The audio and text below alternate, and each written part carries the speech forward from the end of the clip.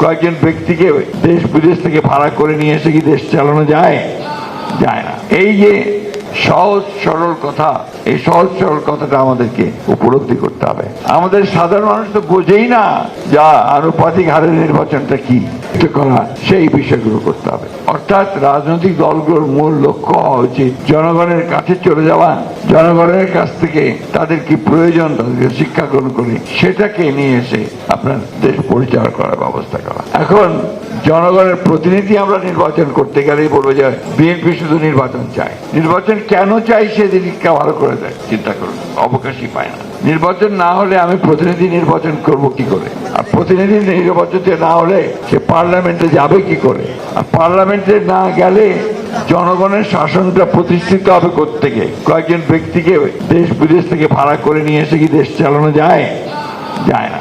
এই যে সহজ সরল কথা, এই সহজ সরল কথাটা আমাদেরকে উপলব্ধি করতে হবে। একটা বাংলাদেশে এখন একটা জগা খিচুড়ি ঘটনা চলছে। কিছু কিছু লোক, কিছু কিছু রাজনৈতিক দল তারা বিভিন্ন রকম কথা বলতে শুরু করেছেন এবং যে বিষয়গুলোর সঙ্গে বাংলাদেশের কোনো সম্পর্ক নেই। যেমন আপনারা দেখুন, খুব জোর করে বলছে, জোর গলায় বলছে যে আপনার প্রপোর্শনাল ইলেকশন, অর্থাৎ আনুপাতিক হারে যে আপনার পিআর পদ্ধতির নির্বাচন।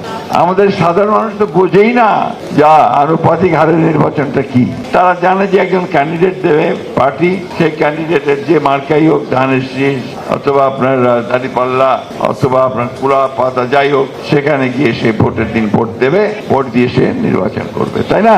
এখন এনারা বলতে শুরু করেছে না আনুপাতিক হবে।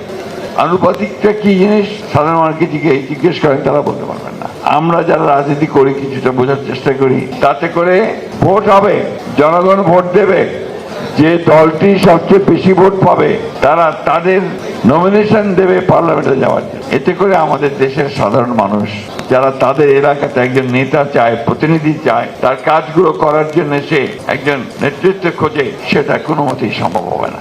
আমরা এই কারণেই বলেছি যে লোয়ার যে আপনার পার্লামেন্ট, অর্থাৎ নিম্ন কক্ষের যে পার্লামেন্ট, সেই পার্লামেন্টে আমরা এই আনুপাতিক হারে নির্বাচন কথা আমরা চিন্তা করি না।